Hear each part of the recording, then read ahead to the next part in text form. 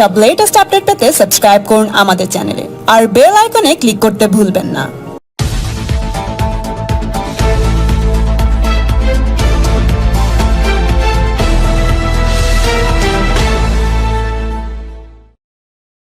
শ্রী অমিতাভ চক্রবর্তী সংগঠন মন্ত্রী আমাদের এই রাজ্যের, উপস্থিত আছেন বিভিন্ন বরিষ্ঠ নেতা, রাজ্যের প্রাক্তন সভাপতি মাননীয় শ্রী রাহুল দাস, শ্রী রাহুল সিনহা, উপস্থিত আছেন আমাদের দুজন ভাইস প্রেসিডেন্ট মাননীয় শ্রী রথিন বোস এবং মাননীয় কৃষ্ণা বৈদ্য, এবং ম্যাডামও আছেন, আমি দেখতে পাইনি, দুঃখিত তার জন্য। তিনজন ভাইস প্রেসিডেন্ট উপস্থিত আছেন। সম্পাদক দুজনকে আমি দেখতে পাচ্ছি, মাননীয় শ্রী অশোক দিন্দা উপস্থিত আছেন এবং উমেশ রায় উপস্থিত আছেন। আরও বরিষ্ঠ দুজন নেতা যারা আমাদের মাথার উপর, অভিভাবকের উপর সবসময় থেকেছেন এবং আমাদেরকে মার্গদর্শন করেছেন, প্রাক্তন সহসভাপতি মাননীয় শ্রী রাজকমল পাঠক এবং মাননীয় শ্রী প্রতাপ ব্যানার্জি, মাননীয় শ্রী প্রতাপ দা উপস্থিত আছেন এবং অন্যান্য যারা বিজেপির নেতৃত্ববর্গ উপস্থিত আছেন, প্রত্যেককে নমস্কার। কারণ নাম ছাড়া পড়লে নিজ গুণে ক্ষমা করবেন। আজকে ভারতীয় জনতা পার্টির আমরা সদর দপ্তরে শুধু নয়, রাজ্যের বিভিন্ন মণ্ডলে আপনারা শুনলেন মাননীয় প্রণোদয় মুখে, যেমন মহাত্মা গান্ধীর আজকের যে বলিদান দিন বা শহীদ দিবস, যে নামেই ডাকুন না কেন, সেই দিনকে আমরা মাননীয় প্রধানমন্ত্রীর মন কি বাতের আগে মহাত্মা গান্ধীজির প্রতি শ্রদ্ধার্ঘ নিবেদন করছি। দেখুন, একজন রাজনীতিবিদ হিসেবে আমরা যখন ভারতীয় জনতা পার্টির পক্ষ থেকে গান্ধীজির এই বলিদান বা তিরোধান দিবস পালন করছি, তখন আমাদের বিষয়টিকে আরো গভীরভাবে চিন্তন করা প্রয়োজন বলে আমার মনে হয়। মাননীয় রাহুল দা বললেন এবং একদম সঠিক বলেছেন যে গান্ধীজি আমাদের দেশের রাজনীতিতে বরাবর ব্যবহৃত হয়েছে, এই বিষয়ে কিন্তু কারো কোনো ডাউট নেই। রাজনৈতিক ক্ষমতা লাভের জন্য, কিন্তু প্রকৃতপক্ষে গান্ধীজির যে চিন্তাধারা, সেই চিন্তাধারাকে যদি বাস্তবায়িত করার কথা বলা হয়, তখন কিন্তু কোনো রাজনৈতিক দলের পক্ষ থেকে ভারতীয় জনতা পার্টি বাদ দিয়ে আর কিন্তু কেউ এগিয়ে আসে। গান্ধীজি পরিষ্কার বলতেন, ভারত গাঁও মে বসতা হ্যায়, হিন্দিতেই বলতেন, এই কথাটাই বলতেন এক্স্যাক্টলি, যে ভারতবর্ষ গ্রামে বাস করে। মাননীয় রাহুল দা তার বক্তব্যে বলেছেন যে কিভাবে এই গ্রামের 80% মানুষের জন্য প্রথম ভাবা শুরু হলো প্রধানমন্ত্রী সড়ক যোজনার মধ্য দিয়ে। পরবর্তীকালে আমরা নরেন্দ্র মোদী সরকারকে পেয়েছি। গ্রামে গ্রামে গান্ধীজি সারা জীবন স্বচ্ছতার কথা বলে এসেছেন। তিনি যখন তার আশ্রমে থাকতেন, নিজে হাতে তার যে শৌচালয়, সেই শৌচালয় পরিষ্কার করতেন। বিদেশি সাংবাদিকরা তৎকালীন যারা এসেছেন তারা বলছেন, আপনি এই কাজ করছেন। উনি বলছেন যে স্বচ্ছতা মানুষের জীবনের অত্যন্ত গুরুত্বপূর্ণ বিষয়। আজ আর আমরা দেখলাম প্রায় 70 বছর পার হয়ে যাওয়ার পর ভারতবর্ষের একজন প্রধানমন্ত্রী প্রথম লালকেল্লার প্রাচীর থেকে বললেন, গোটা ভারতবর্ষে শৌচালয় বানানো হবে, তার জন্য সরকারের তরফ থেকে ভারতের জনগণকে সাহায্য করা হবে, যাতে স্বচ্ছ ভারত করা যায়।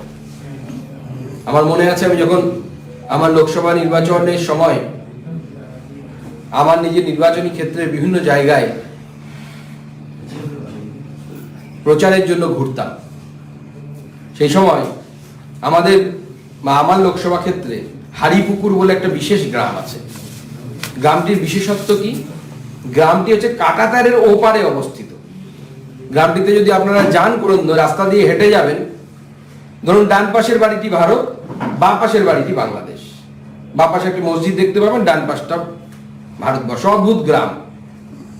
সেই গ্রামের কোনো বাড়ি একটি ঘর বাংলাদেশে, বাদ বাকি ঘরগুলো ভারতবর্ষে। এইভাবে অদ্ভুতভাবে গ্রামটা দেশ ভাগের সময় বন্টিত হয়েছিল, তার ফলে এরকম অদ্ভুত পরিস্থিতির সৃষ্টি। তা আমি সেখানেও প্রচারে গেছিলাম লোকসভা ভোটে।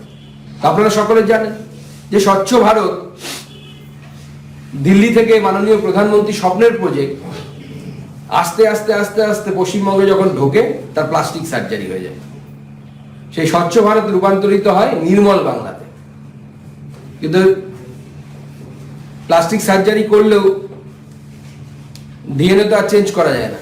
মুখ হয়তো আমরা চেঞ্জ করতে পারি, ডিএনএ রিপ্লেসমেন্ট থেরাপি এখন সেইভাবে আবিষ্কার হয়নি। ম্যাডাম আরো ভালো বলতে পারবেন।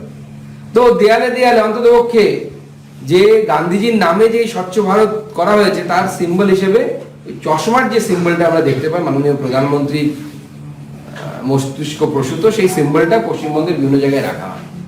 তা আমি যখন হারিপুকুরে গেলাম সেখানেও দেখলাম যে একটা শৌচালয় তৈরি হয়ে আছে, বড় করে নির্মল বাংলা লেখা আছে, কিন্তু তার সাথে গান্ধীজি সেই স্বচ্ছ ভারতের চশমার যে সিম্বলটা আমরা দেখে দেখে অভ্যস্ত, সেই সিম্বলটাও আঁকতে পশ্চিমবঙ্গ সরকার বাধ্য হয়েছে, বা ওইখানকার যে গ্রামীণ যে পঞ্চায়েত তারা আঁকতে বাধ্য হয়েছে। অর্থাৎ আমি যেটা বলতে চাইছি যে স্বচ্ছ ভারতের যে ধারণা মাননীয় প্রধানমন্ত্রী গান্ধীজির উপর বেস করে, গান্ধীজির চিন্তা ভাবনার উপর বেস করে তৈরি করেছেন বা নিয়ে এসেছেন, সেই চিন্তা ভাবনা ভারত বাংলাদেশের একদম সীমান্তবর্তী একটি গ্রাম, শেষ প্রান্ত ভারতবর্ষের সেই শেষ প্রান্তে পর্যন্ত পৌঁছে গেছে। রাহুলদা যেটা বলছিলেন যে গান্ধীজির নাম ব্যবহার হয়েছে, গান্ধীজিকে কাজে লাগানো হয়নি। গান্ধীজি টাকার মধ্যে ছবি হয়ে বুক পকেটে থেকে গেছেন, বুকের মধ্যে আসেনি, কাজের মধ্যে আসেনি।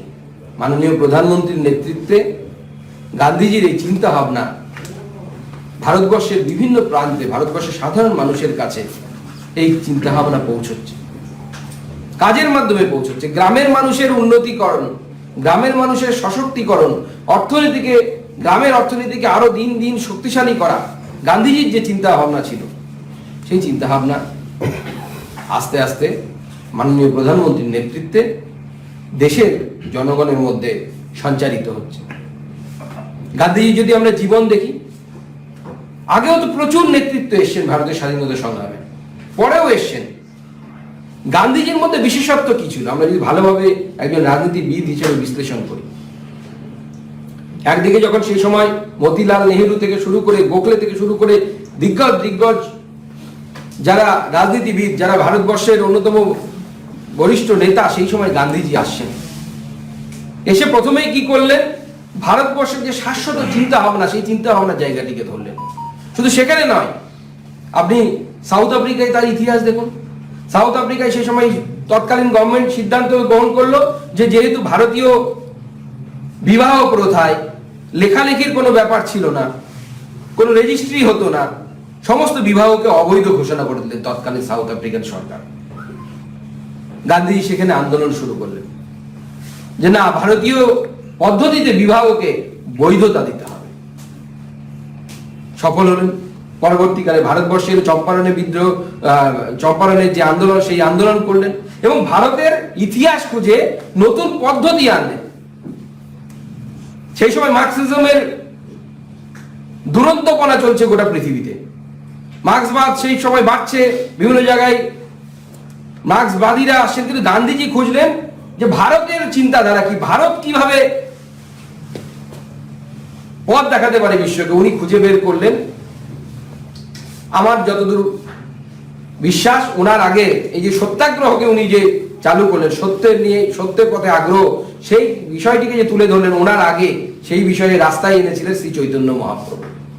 যখন কাজী বললেন যে নাম সংকীর্তন বন্ধ করে দেওয়া হবে, চলো আমরা খোল কর্তাল নিয়ে কাজীর বাড়ির সামনে নাম সংকীর্তন করব। কোনো হিংসা নয়, কিন্তু এমন একটা প্রতিরোধের পথ, যে প্রতিরোধের পথের মাধ্যমে কাজী পিছু হটতে বাধ্য হলেন। গান্ধীজি ভারতবর্ষের ইতিহাস খুঁজে বের করলেন, সে ভারতীয় পদ্ধতি, সত্যাগ্রহ পদ্ধতি, যে পদ্ধতিতে তিনি আন্দোলন শুরু করলেন। শুধু তাই নয়, ভারতবর্ষের চিরন্তন যে প্রথা, আপনি দেখুন এত বছর পার হয়ে গেছে ভারতবর্ষে, কত বছর সভ্যতা, আমাদের সভ্যতা কত হাজার বছরের পুরনো, এখনো পর্যন্ত আর্কিওলজিস্ট বলুন, ঐতিহাসিকরা বলুন, তারা নিজেরাও 100% স্যাঙ্গুইন না যে 5000 বছর না তার থেকেও বেশি পুরনো এই সভ্যতা। এই সভ্যতার এত বছর প্রান্তে এসেও আমরা যতই কমার্শিয়াল হয়ে যায়, যতই কনজুমারিজম আমাদের উপর চেপে বসুক না কেন, এখনো আমাদের বাড়িতে আম্বানি ছবি আমরা টাঙাই না, কারো বাড়িতে নেই। বরঞ্চ সেই কোটিপতি, লক্ষ কোটিপতি আম্বানির বাড়িতেও দেখবেন সর্বস্ব ত্যাগ করা, গেরুয়া বসন পরা বা অন্য রঙের বাসন পরা কোন একজন সন্ন্যাসীর ছবি সবসময় সেখানে টাঙানো থাকে। এটা ভারতবর্ষের মূল মন্ত্র, ত্যাগীকে এখানে সর্বোচ্চ সম্মান দেওয়া হয়, বরাবর দিয়ে এসেছে। গান্ধীজি সেই পথকে অনুসরণ করলেন, নিজেরাকে আস্তে আস্তে ত্যাগের এমন জায়গায় পৌঁছলেন যে শেষে কৌপিন বস্ত্র, সেই সময় আমাদের মানে একসময় আমাদের সন্ন্যাসীরা যেভাবে জীবন ধারণ করতেন, সেই সময় সেই দুটো খণ্ড তার নিজের হাতে বোনা, পরবর্তীকালে যখন স্বদেশী আন্দোলন শুরু হলো, নিজের হাতে বোনা দুটো কাপড়ের খণ্ড নিয়ে নিজেকে আবৃত করে নিয়ে তিনি ইংল্যান্ডে পর্যন্ত গেছেন। সেখানে তৎকালীন প্রধানমন্ত্রী বলুন, যার সাথে বৈঠক করতে হয়, ইংল্যান্ড বা মাউন্ট ব্যাটেনদের সাথে যখন বৈঠক করতে গেছেন, তার মধ্যে কোনো হীনমন্যতা ছিল না। ভারতীয়ত্বের যেই চিন্তা ভাবনা, সেই ভারতের যে ফসল, ভারতের যে নিজের হাতে বোনা, তার যে মায়ের দেয়া মোটা কাপড় মাথায় তুলে নেড়ে ভাই আমরা যে কবির মুখে শুনেছি, সেই চিন্তাধারাকে সদর্পে গিয়ে ইংল্যান্ডের বুকে বসে ভারতীয়ত্বকে, ভারতের চিন্তাধারাকে প্রতিষ্ঠিত করেছে। আজ গান্ধীজির কাছ থেকে আমাদের শিখতে হবে। আমরা যারা রাজনৈতিক ক্ষেত্রে আছি, আমাদের হাতে সময় কম, 11:30 বেজে গেছে, আমি আমার বক্তব্যকে দীর্ঘায়িত করব না, কিন্তু একজন রাজনীতিবিদ হিসেবে আমাদের জীবনে এই ত্যাগকে, আমাদের জীবনে এই তিতিক্ষাকে যদি আমরা আনতে পারি, আমার বিশ্বাস গান্ধীজির জীবন থেকে আমাদের এই বিষয়টিকে শিখতে হবে এবং শিখে আগামী দিনে নিজেদের জীবনে প্রয়োগ করতে হবে। তখন মনে হয় শুধু গান্ধীজিকে আমরা উপযুক্ত সম্মান দিতে পারবো না, একজন রাজনীতিবিদ হিসেবেও আমরাও জীবনে একটা পর্যায়ে পৌঁছাতে পারবো। আসুন আজকের দিনে আমরা শপথ নিই, গান্ধীজির যে মতাদর্শ, গান্ধীজির যে চিন্তাভাবনা আমাদের পার্টি অনেক আগেই অ্যাকসেপ্ট করেছে, গান্ধিয়ান সোশ্যালিজমের মাধ্যমে, অর্থনৈতিক চিন্তাধারার মাধ্যমে, সেই চিন্তাধারাকে আমরা পাথেয় করে আগামী দিনে এগিয়ে নিয়ে যাই। ভারতবর্ষের গ্রামকে মাননীয় প্রধানমন্ত্রীর নেতৃত্বে আরো সশক্তিকরণ করি এবং আগামী দিনে বিশ্বের দরবারে ভারতবর্ষকে যে কবির ভাষায় বলতে গেলে জগৎ সভায় শ্রেষ্ঠ আসন লবে, সেই দিনের জন্য আমরা অপেক্ষা করছি। সেই অপেক্ষা খুব নিরসন হবে আগামী দিনে এবং সেই পথ গান্ধীজির চিন্তাধারা থেকে আসবে বলে আমার বিশ্বাস। ভারতীয় মনীষীদের চিন্তাধারা থেকে আসবে, বাইরে থেকে এক্সপোর্ট করে নিয়ে আসা কোনো বৈদেশিক চিন্তাধারা না, কোনো এলিয়েন চিন্তা ভাবনা থেকে হতে পারে না। ভারতের মাটি থেকে ওঠা ভারতের চিন্তা ভাবনা, ভারতের আদর্শ, ভারতের বুদ্ধি সেখান থেকেই সম্ভব হবে। সবাইকে আমি আরেকবার নমস্কার জানিয়ে আমার বক্তব্য এখানে শেষ করছি।